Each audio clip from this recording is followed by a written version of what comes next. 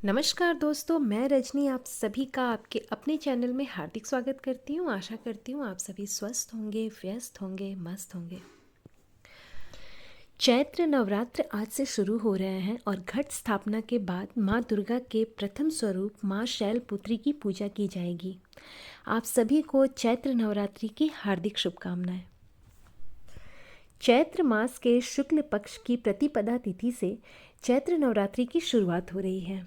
पौराणिक मान्यताओं के अनुसार पार्वती पर्वतराज हिमालय की पुत्री है और माँ के शैलपुत्री स्वरूप की पूजा पहले नवरात्र के दिन होती है।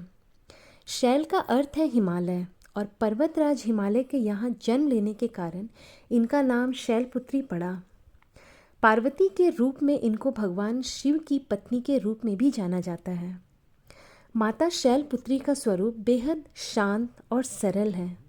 माता के एक हाथ में त्रिशूल और दूसरे में कमल शोभा देते हैं। माँ अपने नंदी नामक बैल पर सवार होकर संपूर्ण हिमालय पर विराजमान है। इसीलिए माता शैलपुत्री को वृषोरूढ़ा और उमा के नाम से भी जाना जाता है। यह वृषभ वाहन शिव का ही एक स्वरूप है और शैलपुत्री समस्त वन्य जीव जंतुओं की रक्षक भी है। माता शैलपुत्री ने घोर तपस्या करके ही भगवान शिव को प्रसन्न किया था। शैलपुत्री के अधीन वे समस्त भक्तगण आते हैं जो योग, साधना, तप और अनुष्ठान के लिए पर्वतराज हिमालय की शरण में ले जाते हैं। माँ अपने भक्तों की हमेशा मनोकामना पूर्ण करती है और साधक का मूलाधार चक्र जागृत होने में सहायता मिलती है। माँ शैलपुत्री की पूजा ऐसे करें। नवरात्रि के प्रथम दिन ब्रह्म मुहूर्त में उठकर स्नान आदि से निवृत्त स्वच्छ वस्त्र धारण करें और फिर चौकी को गंगा जल से साफ करके माँ दुर्गा की मूर्ति या फोटो स्थापित करें। पूरे परिवार के साथ विधि विधान के साथ कलश स्थापना की जाती है। घट स्थापना के बाद माँ शैलपुत्री का ध्यान करें और व्रत का संकल्प लें। माता शैलपुत्री की पूजा षोडशोपचार विधि से की जाती है। इनकी पूजा में सभी नदियों, तीर्थों और दिशाओं का आवाहन किया जाता है। इसके बाद माता को कुमकुम और अक्षत लगाएं। इसके बाद सफ़ेद, पीले या लाल फूल को माता को अर्पित करें। माता के सामने धूप दीप जलाएं और 5 देसी घी के दीपक जलाएं। इसके बाद माता की आरती उतारें और फिर शैलपुत्री माता की कथा, दुर्गा चालीसा, दुर्गा स्तुति या दुर्गा सप्तशती आदि का पाठ करें। इसके बाद परिवार समेत माता के जयकारे लगाएं और भोग लगाकर पूजा को संपन्न करें। शाम के समय में भी माता की आरती करें और ध्यान करें। ज्योतिष आचार्यों के अनुसार कलश स्थापना का शुभ मुहूर्त सूर्योदय के बाद प्रारंभ हो जाएगा। हालांकि अभिजीत मुहूर्त में घट स्थापना करना अति उत्तम माना गया है, लेकिन इस साल 22 मार्च को अभिजीत मुहूर्त ना होने के कारण भक्तों में संशय की स्थिति है कि आखिर किस शुभ मुहूर्त में घट स्थापना करें। चैत्र नवरात्रि का कलश स्थापना या घट स्थापना का शुभ मुहूर्त सुबह 6:23 से सुबह 7:32 तक रहेगा। आइए सुनते हैं माता शैलपुत्री की व्रत कथा। माता शैलपुत्री से जुड़ी एक कहानी का उल्लेख यहाँ करना आवश्यक है। प्राचीन काल में जब सती के पिता प्रजापति दक्ष यज्ञ कर रहे थे तो उन्होंने सारे देवताओं को इस यज्ञ में सम्मिलित होने के लिए आमंत्रित किया, लेकिन अपने जामाता भगवान महादेव और अपनी पुत्री सती को आमंत्रित नहीं किया।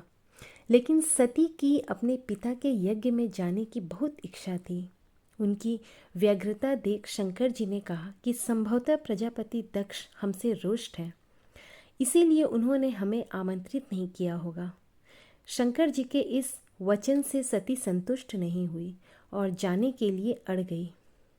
उनकी जिद देखकर भगवान शंकर ने उन्हें वहां जाने की अनुमति दे दी। सती जब अपने पिता के घर पहुंची तो सिर्फ माँ ने ही उन्हें स्नेह दिया, बाकी सभी सदस्यों ने उनसे ठीक से बात भी नहीं की। दक्ष ने भी भगवान शंकर के प्रति कुछ ऐसी बातें कही जो सती को उचित नहीं लगा। अपने पति का तिरस्कार होता देख उन्होंने योगाग्नि से अपने आप को भस्म कर लिया। जब भगवान शंकर को सती के भस्म होने के बारे में पता चला तो वे अत्यंत क्रोधित हो गए और उन्होंने दक्ष के यज्ञ का विध्वंस कर दिया। यही सती अगले जन्म में शैल राज हिमालय की पुत्री के रूप में जन्मी और शैलपुत्री कहलाई। शैलपुत्री का विवाह भी भगवान शंकर से हुआ और वे फिर से उनकी पत्नी बन गई।